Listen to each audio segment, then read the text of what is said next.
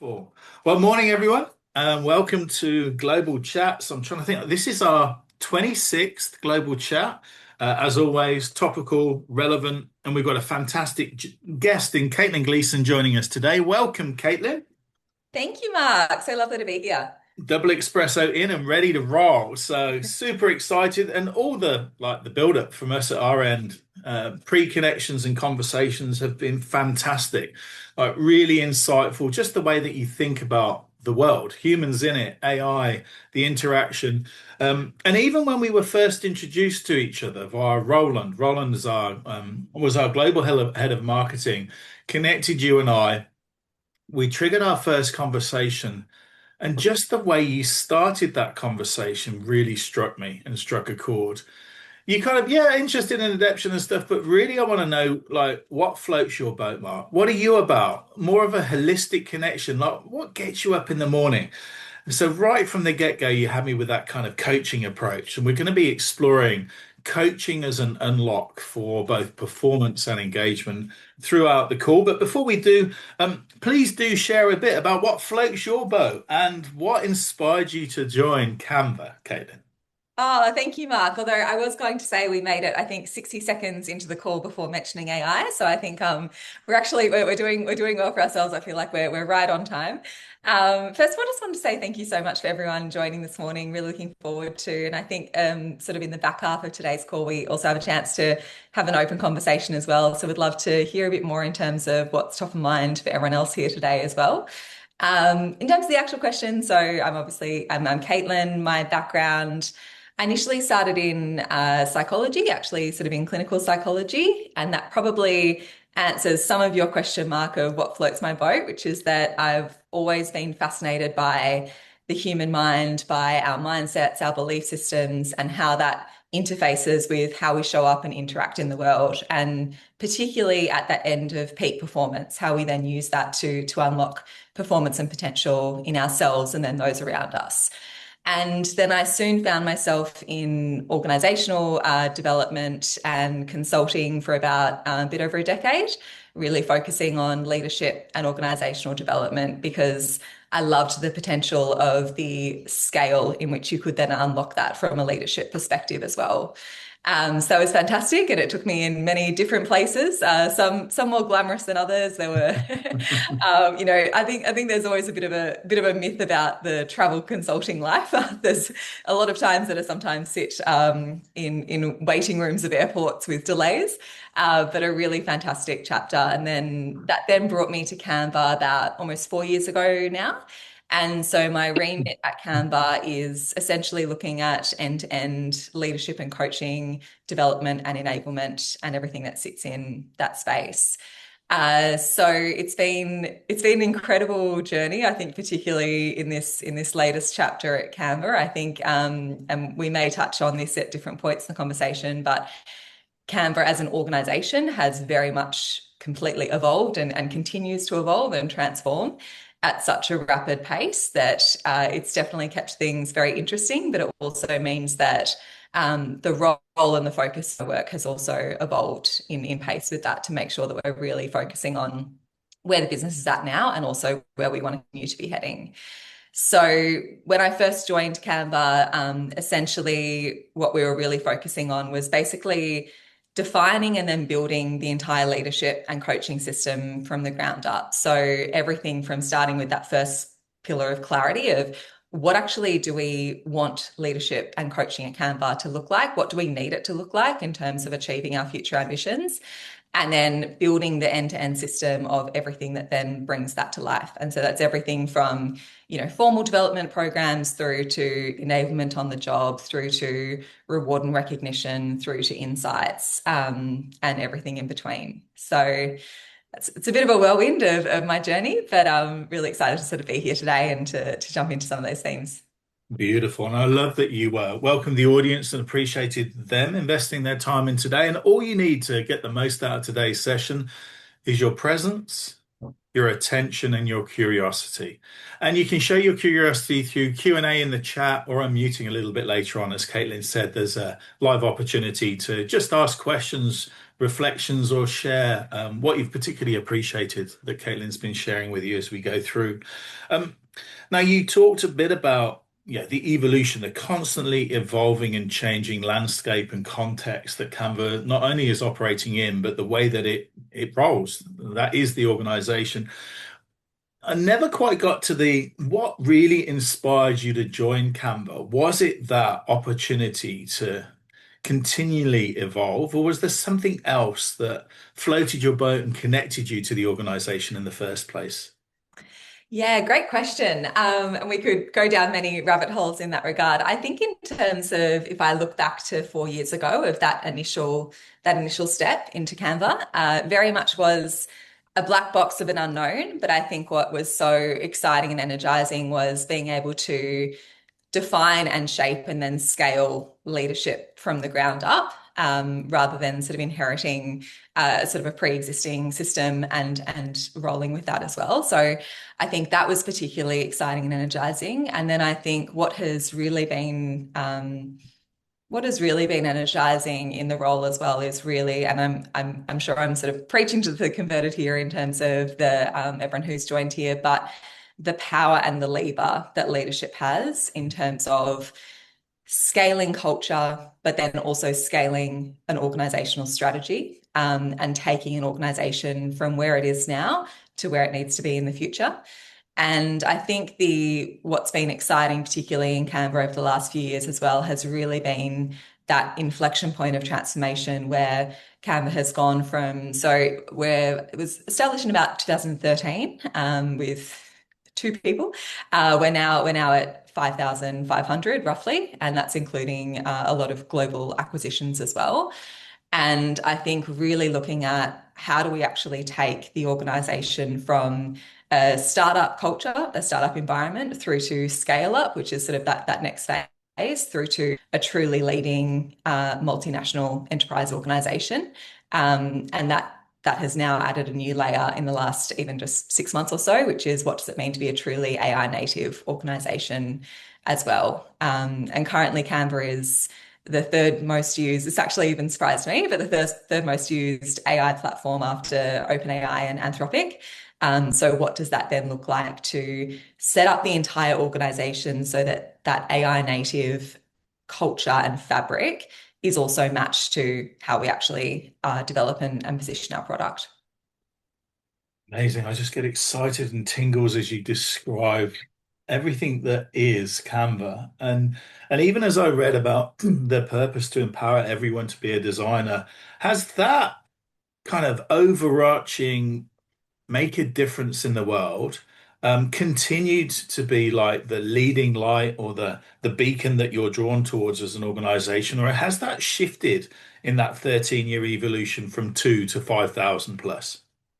Yeah, great question. That has absolutely stayed the guiding light, the North Star, all the mixed metaphors. I do actually, if there's one criticism I'd make, it's sometimes that we mix our metaphors at Canva, where we're building the plane as it's flying, where we're a ship that's going through different seas. There's a submarine analogy that sometimes comes through, but regardless of that, so we have what is referred to as a two-step plan. So, and step one fuels step two fuels step one. So step one is become the most valuable company in the world. Step two is do the most good that we can. And I think that's something which I personally very much drew me to Canva uniquely as an organization as well, which is that the amount of investment that then goes, and in terms of how our values are actually lived, in terms of walking the talk, is quite unique, and something which is also held very close. And we very much look at that again through an end-to-end touch point across the system, from hiring all the way through to how we reward, how we recognize, how we celebrate that impact. And we may get into this at some point, but the two pillars that we are constantly looking at in a flywheel is growth and impact. And again, it is a flywheel, so that the more, and this plays out at the individual level, at the team level, and then ladders up into the organizational level, which is that as an organization, but also as an individual, everything is exponential. So the amount of impact that we want to have, the amount of positive impact that we want to have, also requires us to grow and in our skills and in how we show up at an exponential level as well. And the more that we grow and the more that we achieve, the more that then sort of fuels into each other as well. And so I think what's very important as a key underlying philosophy when we look at even how impact is spoken about, which is that it's not just what you achieve, it's how you achieve it. And both of those levers are equally important as well. Well, and different definitions for success, achievement. You talked about becoming the most valuable Mm. organization. How do you measure value, or what are the key elements to that as Canva sees it? Yeah, great question. And again, we could go down this in many different ways. And I think value is deliberately, and again, the power of language here and even slight synonyms in language can make a real difference as well, right? So value is very much a holistic perspective. And so that's why it's value rather than profitability or revenue or all of those important ingredients that might come into an overarching umbrella of value, but value is equally manifest in terms of the value of how we're actually delivering for our customers and having that customer centric approach, the value of how we're showing up in terms of our social enterprise investments, the value of how we're actually and even now, especially in the past few months as well, the value of how we're having a really important and from my perspective, a very considered conversation and bringing in the entire organization into that conversation of how do we actually approach being an AI native company in a sustainable way, in a way that's actually doing the most good for humanity, in a way that's actually preserving and bringing out the best of human judgment and creativity and decision making. And I think also really holding that is an important responsibility and a really critical responsibility right now, especially at this point in time, and really weaving that into the decisions that we make, how we show up. Sorry to dive into the other aspects of the flywheel, but because of the positive impact on the world aspect that was so important to you as you joined and were inspired to join Canva, what for you personally are the most key measures of whether impact is being delivered in the way that like really resonates for you? Mm. I think in the context of my role and in the day-to-day work which I'm doing, it's looking at in short, it's looking at how our leaders and how our coaches, and I should probably just clarify in terms of language here, and Canva does have a bit of a unique way of putting different language on different terms. So just so we're all clear in terms of terms, we have leadership and coaching as sort of broad points. Leadership, there's very much a philosophy that every individual is a leader, and that shows up in every single interaction, in what you do, in how you operate. That also shows up in terms of even how we scope and have ladders of career development. So you can be a senior technical leader, so a senior IC with no direct reports, but it is a very critical leadership role. So that's when we speak about leadership. And then coaching specifically is what we might think of as similar to a manager role, but there are sort of unique differences in that. And so we have coaches as a general role across Canva that goes across levels as well. So to come to your question as well, Mark, I think what really comes up here is, and this isn't anything new. These are macro tensions, which I'm sure every person in the virtual room here is navigating in one degree or another. But the degree of macro pressure and transformation and change and the pace of that change and the pace of that complexity is, and it's difficult because there's a certain bias of, every point in history we say this is the most complex point in history, or this is the most challenging, or this is the greatest point of change. But that doesn't take away from the lived experience and the lived feeling that we are at a critical inflection point in terms of a bit of a meta crisis, which is sometimes used because there are so many different competing macro factors that are weighing on individuals, organizations, leaders all at the same time. And so I think one question which is top of mind for me is when we're thinking about success, when we're thinking about value, is do our leaders and do our coaches still show up in a values aligned way and actually use this as an opportunity to actually accelerate human connection and to actually accelerate engagement and that human to human value and connection? Or are the macro pressures much that it actually brings us below the line so that we're not showing up in our best possible ways? And that's really hard. It's really hard. It's something I personally face and navigate and a challenge with every day. But a big part of the question that I always hold is how do we enable and set up leaders, coaches, the organization to show up in that way amidst the pressure and uncertainty that they're navigating right now? Exceptional. Of course, like all of our prep conversations, I want to go in 900 different directions at the same time, but I'll try and stick with a slightly more fixed path. I'm mindful we talked about sustainability, impact, achievement, kind of the growth aspirations for the company. And the focus here is like the operating system. I love the care and attention you bring, intentionality around language and even defining terms as we've gone. So as we lift up the bonnet, try not to do too many metaphors of the of this high performance car and look at coaching as a key enabler. Like it really was we are going to leverage coaching, the possibility, the empowerment, the performance lift that's potential through that is huge.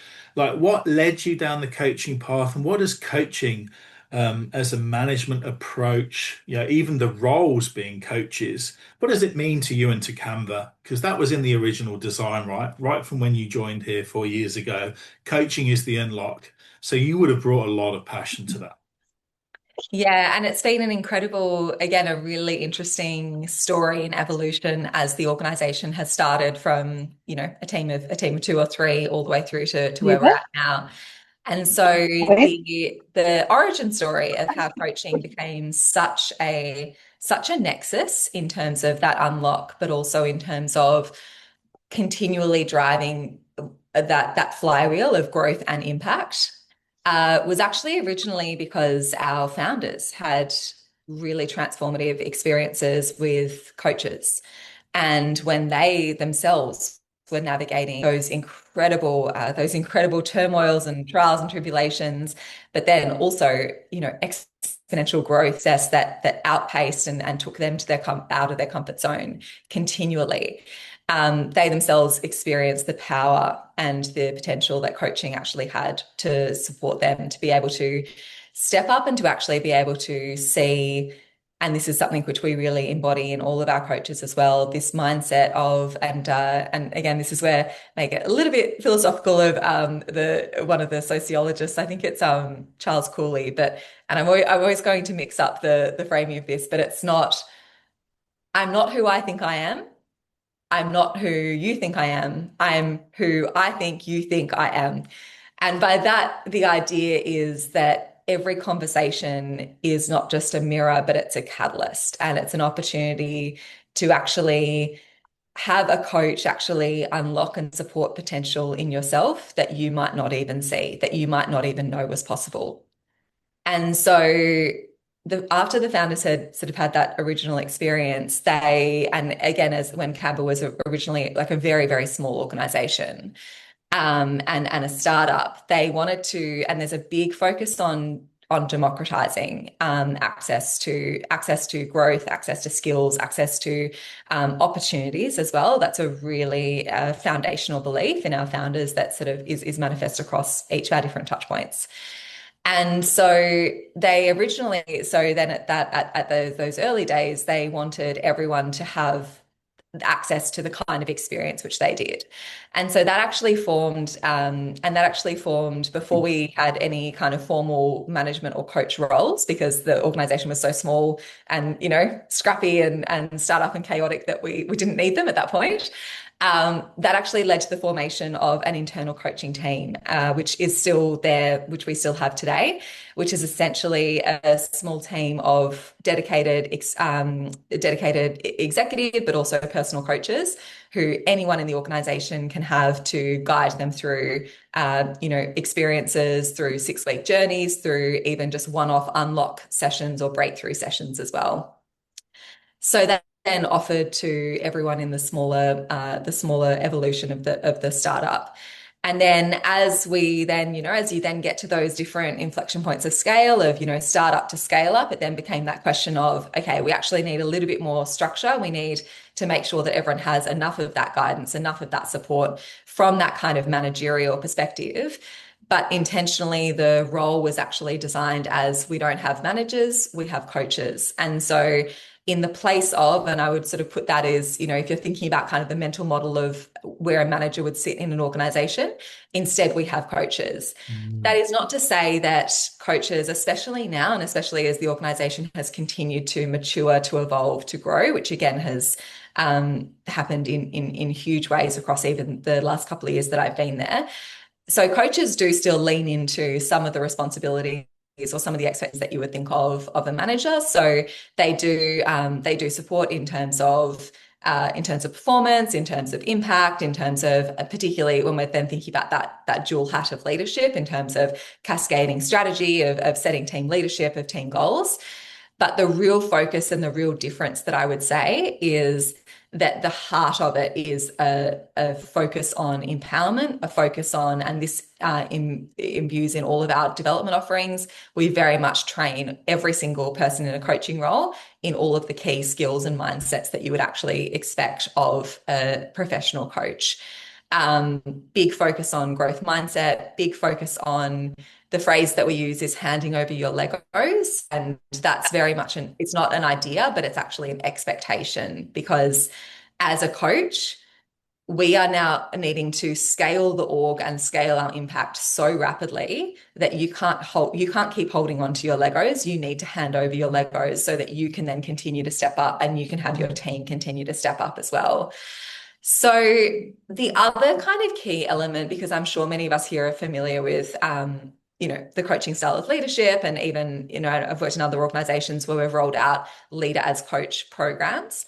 I think the sort of extra layer or bow that I would add onto it when we're thinking about it from a Canva context as well, is that we embed this through every single touch point across the system. And so by that, I mean, in terms of this equal expectation that coaches are not just there to sort of manage a day-to-day job, but they're there to actually unlock and support and enable growth of their coachees that was never previously possible.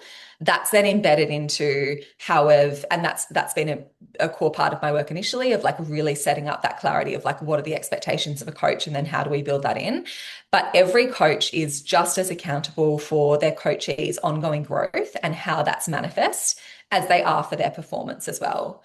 And I think really importantly, we emphasize, and it's a key part that also might look like, because a coach needs to have a Canva first mindset and then be thinking about their coachee before themselves. So that actually might mean, even when it comes to a coach's performance, or impact review, if they've actually grown and developed and enabled their team member to actually step into another team or to step into another role or to have different kind of mobility, that's actually recognized and rewarded as being just as important as like what the individual might have actually delivered.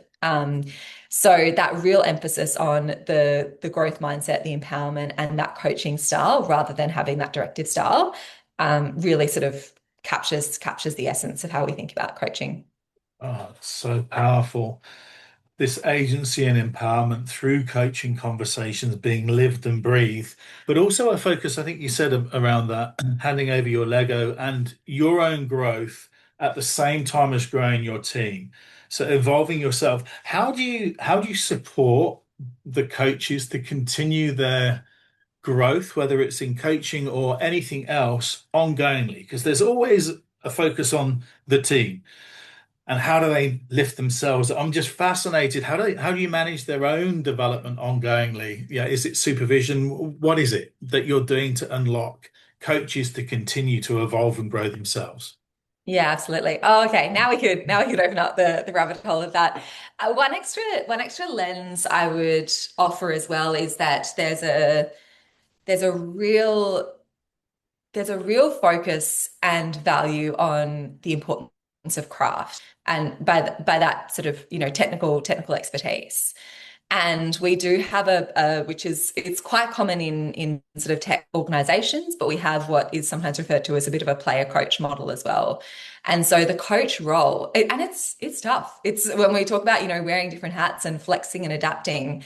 And a big part of that is like actually building that muscle and that mindset in coaches of knowing, when do I flex? When do I lean in? When do I step back? What does that look like? But we do actually, and that's a real hallmark of coaches as well, which is that they're also masters of their craft. And you will always be paired with a coach who is aligned to your specialty, so your craft, who is at that next stage of what that craft looks like. And there's a big focus on that as well. And so it means that player coaches also will flex, and they'll jump in, and they'll get back on the tools, and then they'll step back, and then they'll get back on the tools, and then they'll step back, and they'll coach and flex and adapt in that way. And again, that's not to say that there aren't some challenges that come with that, especially when we think about that compression at that layer and the amount of expectations that come with that role. But one of the key hallmarks that comes with that is it means that a lot of those individuals, and it's that interesting, the identity shifts that come with, okay, I'm no longer an IC, I'm now stepping into a management role. Okay, I'm no longer connected to my craft, I'm no longer connected to that skill set. What does that look like if enabling and empowering through others? And so it adds a bit of an interesting extra layer, because that identity piece is equally important of looking at, how do I'm also able to still retain that craft knowledge and expertise and use that to actually supercharge my coaching, because I'm close enough to the work that I know how to guide coaches through that. So that's probably just an extra lens of, we have an entire other conversation, which we probably park for now, which is like how we continue to develop individuals, including coaches, in their craft and in their expertise with that. When we think about developing coaches themselves, and it's interesting, and I actually didn't, I think this was Devon's brilliant marketing mindset of talking about, the leadership operating system. But it's interesting because that's exactly how I think about it and exactly how I've approached it, which is that it is an entire system. And we have to make sure, and a big emphasis of our work is really making sure that every single touch point of the system all speaks the same language and all reinforces each other and all supports that ongoing growth and impact in the flow and in the day-to-day work. So with that I kind of mean development is one key pillar of that. And so, we could go deeper into that. We have flagship development programs that actually target each of those layers. So everything from, a foundational coach through to coaches of teams, through to senior leadership. But then what we're also looking at is like that enablement piece is absolutely key. So when we're thinking about, that's everything from, what are those shared rhythms, rituals, language, practices? We have, coaching circles. So those like peer sharing networks and connections to be able to like unblock real challenges in real time. Intact leadership teamwork as well, because that's a whole nother piece. But then where we're really focusing, and maybe we park this and come back to this later, because again, that could be a whole nother rabbit hole, is really looking at, I think, like the potential that we now have in terms of AI and enablement is that we can now the amount of potential that we can now unlock in terms of embedding that across the system is an absolute game changer. And that's where we're really shifting our focus to right now, in terms of how we actually use AI to really enable that right within the flow of work as well. And it's an interesting one, because I was thinking back to it, I think it probably would have been about like 2018, 19. And I was designing a program, like a leadership program with a tech organization. And we were so excited because it was such a, exciting idea at the time where basically we wanted to design a truly, truly, truly personalized in the flow of work branch off AI experience, development experience. So basically, you would have your anchor sessions with your cohort, with your peers, but then based on those key levers that we know about, that in terms of capability level, in terms of commitment, in terms of consistency, you would then branch off and have completely different experiences, get different kinds of content, get different kinds of points. And you would then come back and it would be that hyper, hyper, hyper personalized experience. And we delivered it and it was good, but it was clunky. It was clunky because the technology was not there to actually match the level of aspiration that we had in terms of this vision. There was still clunkiness to that. Whereas now we're at a point where, and so this is very live. This is literally what we're looking at right now, is really looking at, and so we're incredibly lucky at Canva in terms of having access to pretty much every AI tool and platform. I'll speak to Claude as one example at the moment because Claude's he's he this is the issue of anthropomorphizing AI, but Claude is currently sort of the flavor of the month, but Claude is currently offering some incredible functionality which I'm experimenting with and which we're working with. But the way in which, for those who may not be playing around with Claude just yet, the way in which Claude is set up, and this is again only 1% of 0.001% of what we can unlock here, but Claude has a feature called skills. And so the idea of skills is that if there's any single thing in your work that you encounter like more than once, there's probably an opportunity for you to actually build a Claude skill for it. And so what Claude skills do is that you can prompt the trigger for it. So it could be, so Mark has built a skill for how he wants to write communications. And so it might be, hashtag comms. And then what it does is that skill automatically loads. You've built it in the back end. And so it knows exactly what to do, exactly how to operate it, and it's built in the flow of work. The other way that skills can operate, and Mark, cut me off at any point if I'm going a little bit too nerdy or technical. The other way skills that operate is that they can be automatically triggered in the flow of work if you happen to a concept that could actually be supported by the skill.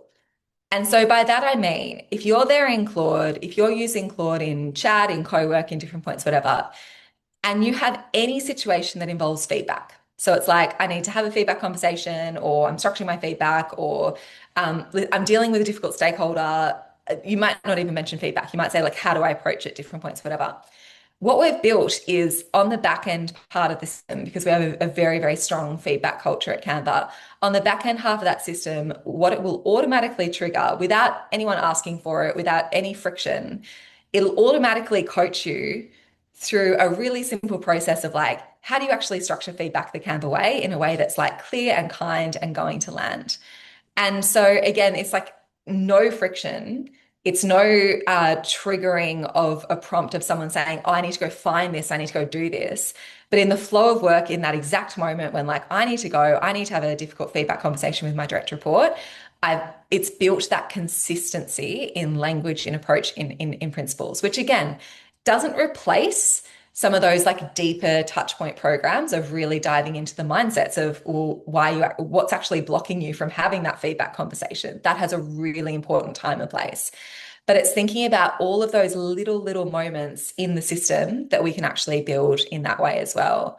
And so we're building that through at the moment, we're looking at like, how do we build that through every single touch point of the end-to-end workflow of a leader or of a coach?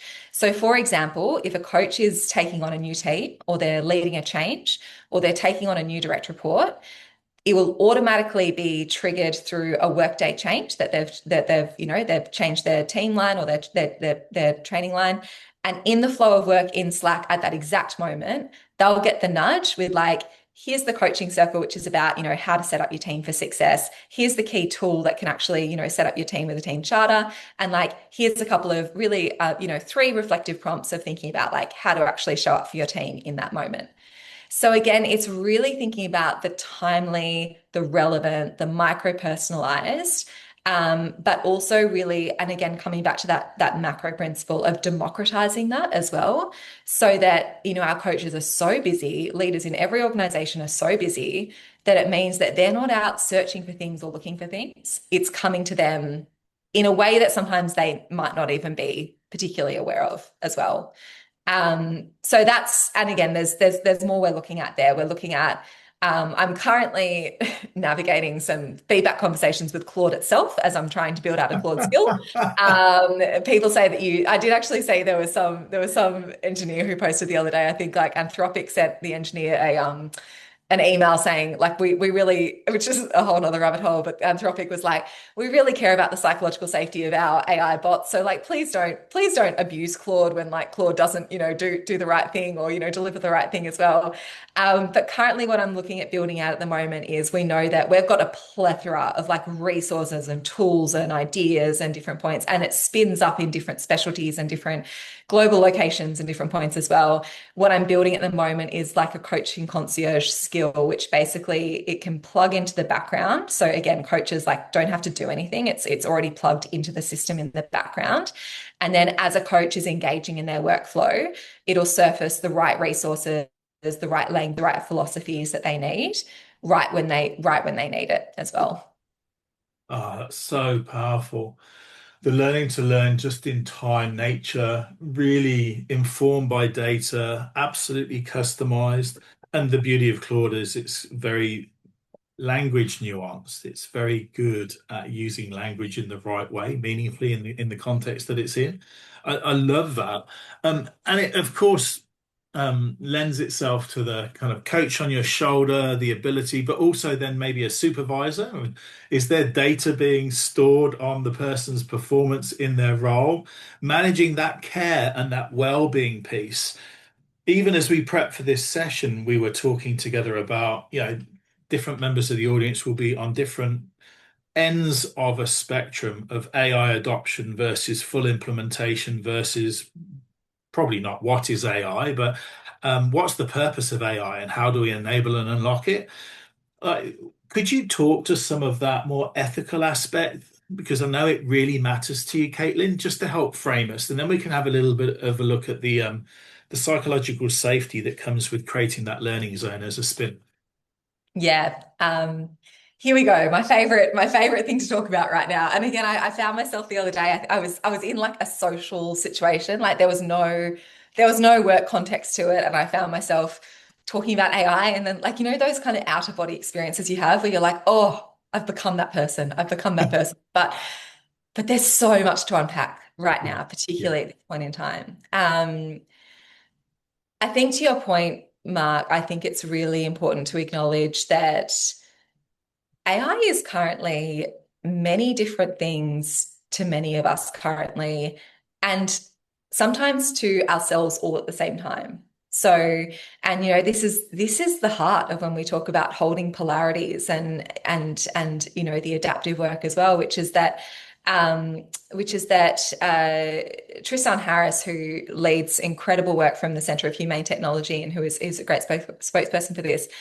I don't think he's trained in sort of polarities or adaptive work, but he spoke about it in a very interesting metaphor where he was saying, for many of us, it's, we close one eye and we can hear about and see all the benefits, and then we close the other eye and we can see like all of the really real questions and uncertainty and implications that come with it. But it's really hard to hold all of that at the same time.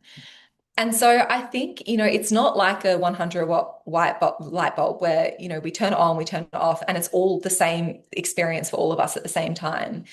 And even within that, they call it kind of the jagged frontier of progress, because even within the same workflow, you might have areas where AI is like massively accelerating, or having a huge impact or benefit, and then others where it's not.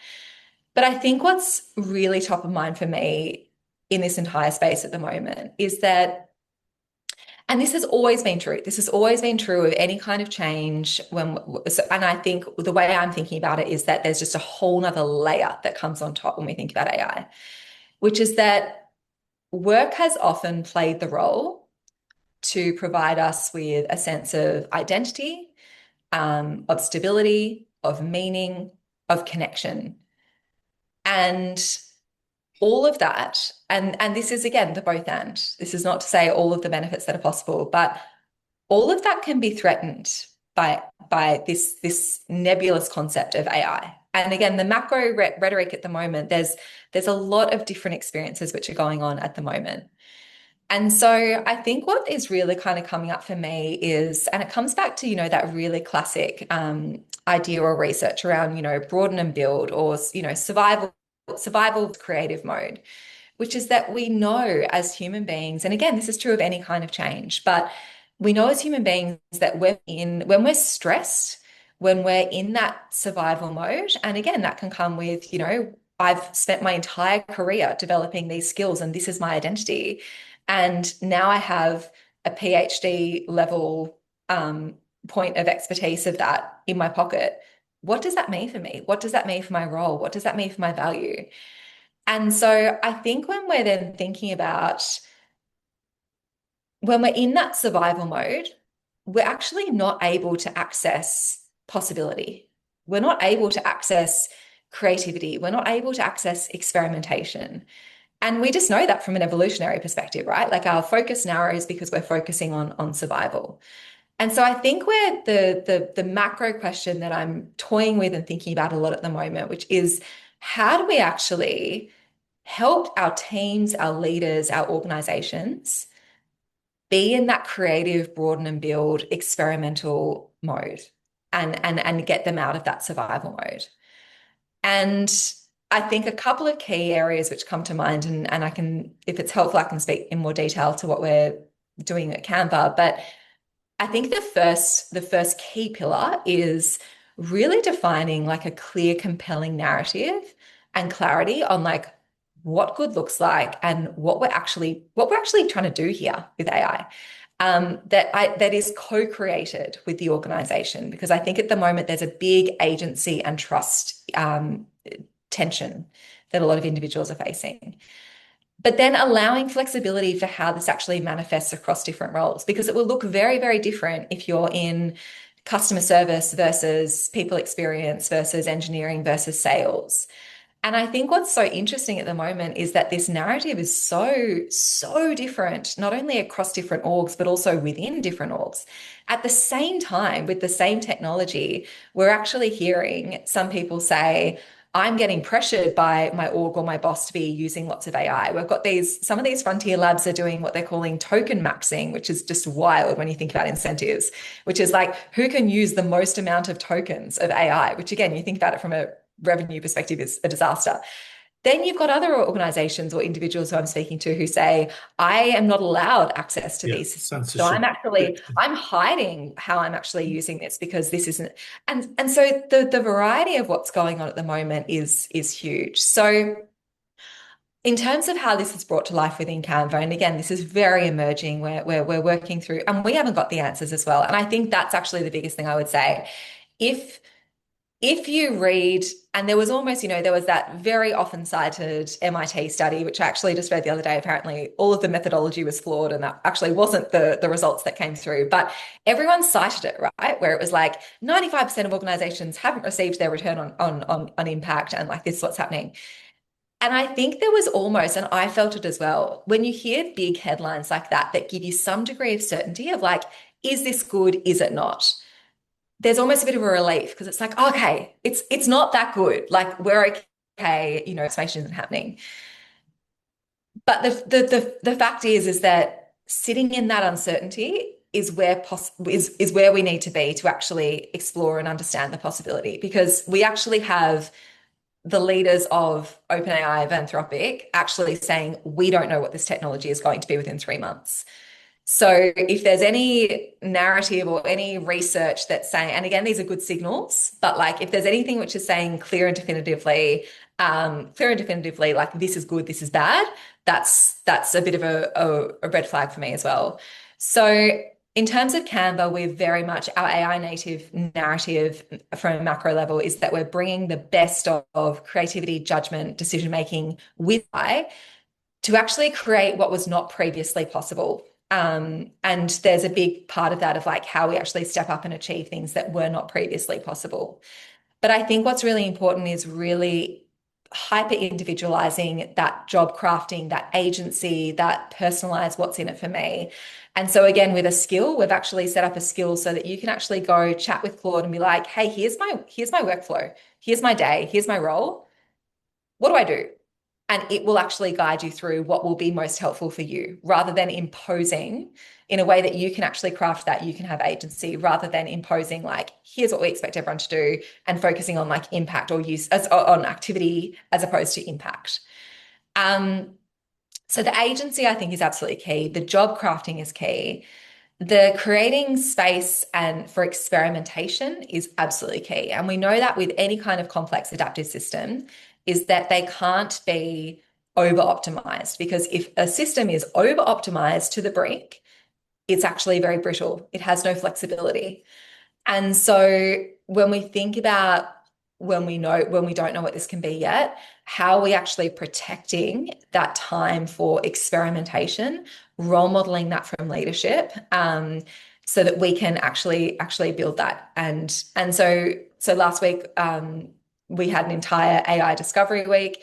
It was all sorts of sessions, all different things. But then the last 2 days of the week, it was then a hackathon. And so again, it was tapping into that agency, that creativity, that team connection, because again, that human connection is so important to double down on at this point, which is actually, it was full experimentation. It was like, hey, you've got an idea, you've got a challenge. And I think we had like 370 different projects. Jump in together and play around with it for 2 days and like see what you create. Um, so while I'm talking through that, I think so, and so with the hackathon, it was very much like the peer learning and experimentation is key. We have show and tells, we have change champions, but again, the change champions are from anywhere. It's like anyone who's playing with something, who's figured something out. How do you then democratize that and really sort of scale that? But I think what's really important is to and from a leadership perspective as well, to allow the space for the both end. And so in the same day, I will have conversations with because engineers and sort of software development has sort of been one of the first that's been really hit because that's where AI companies have been focused on. Because if you can get AI, building code, then it can actually accelerate the development of AI at an exponential pace. So in the same day, I will have conversations with engineers who say, I'm now freed up, the narrative, and genuinely, I'm now freed up to do creative, strategic work that I previously was not able to do. I'm now able to deliver and create things that was never previously possible last year. And that was one of the invitations for Hackathon. It was like, pick a goal that you previously would not have been able to have done this time last year, because now it might be possible. But then in the same day, I will talk to an engineer who says, I'm also sad to not be coding. Like that was a part of my identity. That was a part of what I loved doing. And I think we really need to hold that. I think we really need to honor that and allow that space for the both end. And I think also allowing the space for when we think about like, productivity or, efficiency or all of these terms which are bandied about as well. It kind of comes back to your original question, Mark, of like, what actually is value? What does value mean? But I think like another question which also comes, and this comes at an individual level, at a team level, at an organizational level as well, is like this idea of productivity is thrown around a lot at the moment, right? It's going to make us more productive, productive, productive. But like productivity, when we think about it from like a cognitive perspective, we actually haven't, which is incredible if you take a step back to think about, we haven't actually accelerated in productivity essentially since like the 70s in terms of stagnation.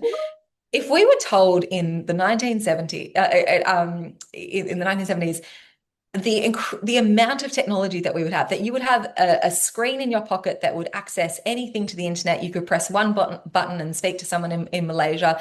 You have any kind of information available at your fingertips. You would hypothesize that this would be a massive accelerant in terms of productivity, but it stayed stagnant.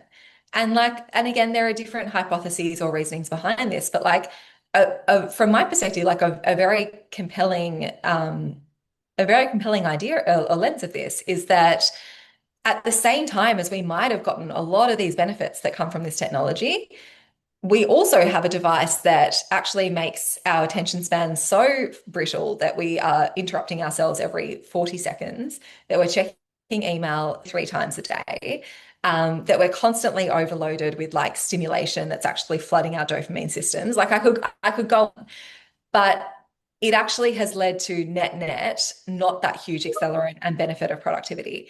And so I think what's also top of mind for me as well is like the organizations who will really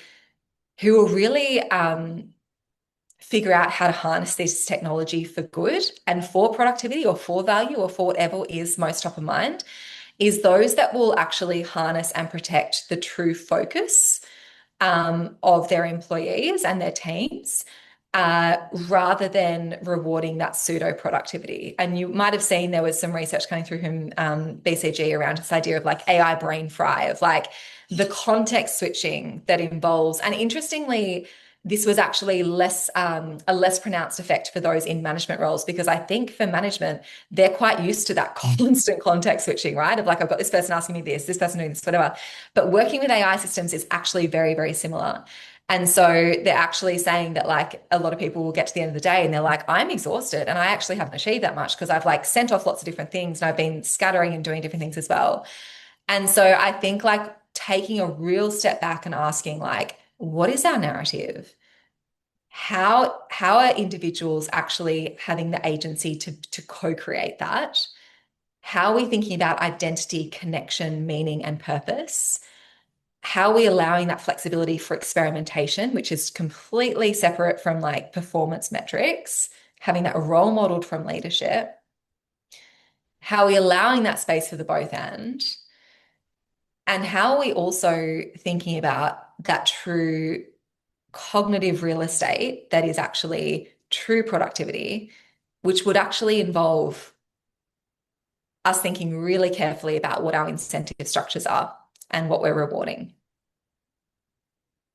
So that's a long rabbit hole, but That you was did open it up, amazing. I Mark. mean, it's extraordinary on so many levels, and there's so many layers. And you were looping in lots of references to things like identity, real estate of the brain, kind of cognitive functioning. And one of my questions that was evolving or being informed is, how do you and Canva support agency and well-being with the macro crisis, with the AI attention sucking, with all of that stuff? Our presence, our attention, our golden, our people being at their very best is kind of at the heart of it, and at the heart of a coaching unlock for performance, right? It's how do we get humans to be the very best that they can be? Um, can you, shed some light on how you're seeing that, or what lenses you're bringing to it? Yeah, and again, we could this might be an express one because it's a whole nother part. We have a dedicated strategy with well-being as well. I think I personally, and I've gone quite deep in sort of the psychosocial and well-being space across different points. I personally have a very, very strong belief in it's about systems. And again, it's about systems, not just the individual as well. And I think I'm very allergic to the very well-intentioned, approach, which is sometimes like, okay, let's give a yoga class and all is fine.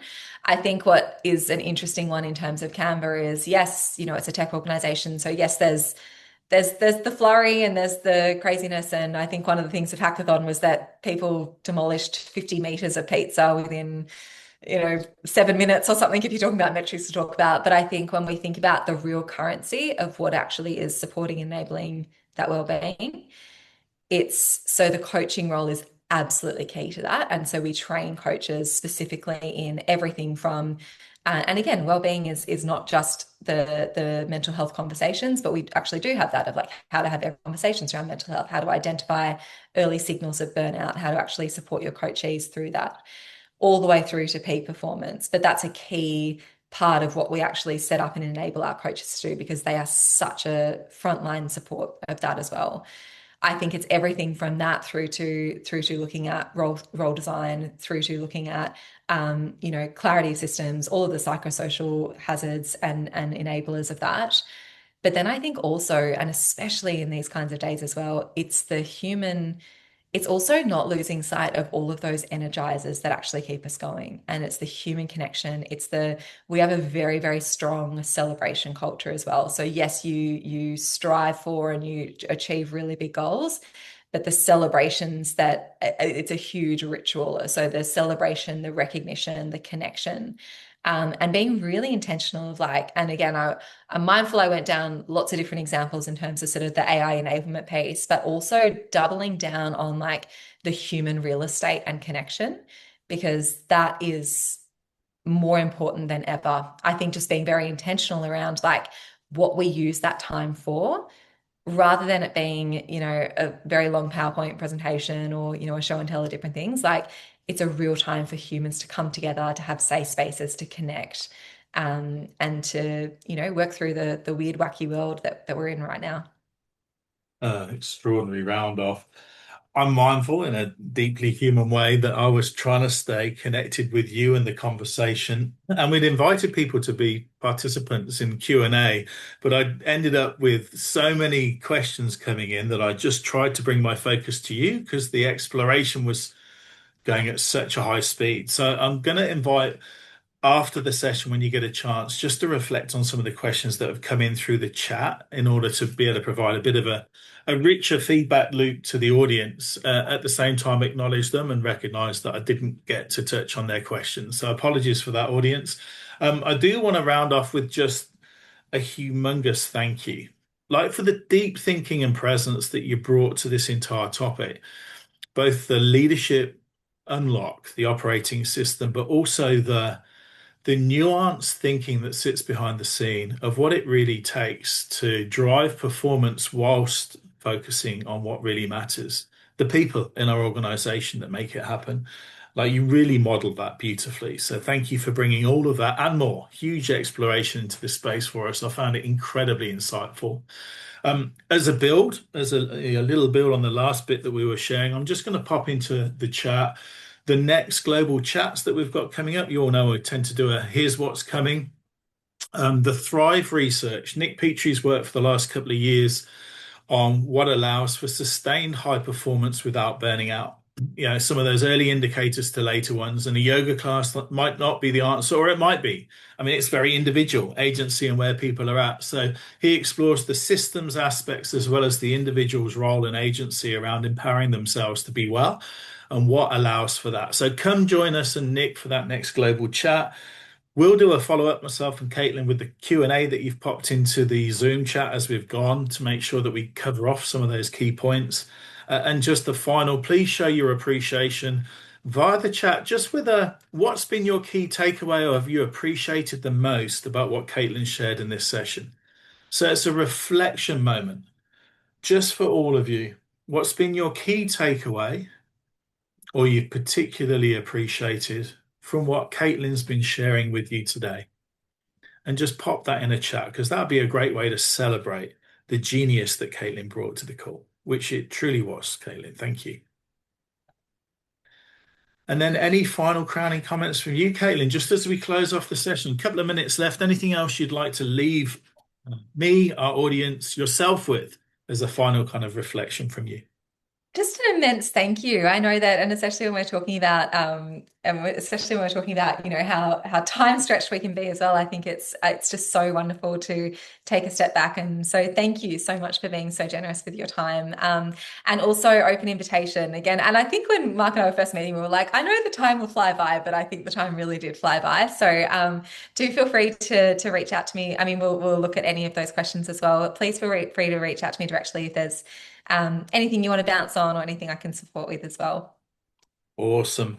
Well, I bid you all adieu. Have a fantastic day. Whatever that looks like for you, remember to look after yourself through that process. I know Caitlin's off overseas, looking forward to the sunshine and a bit of a break for herself.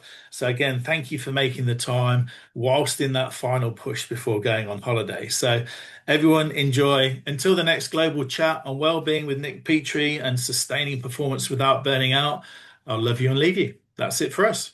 Thank you very Thanks so much. much, everyone.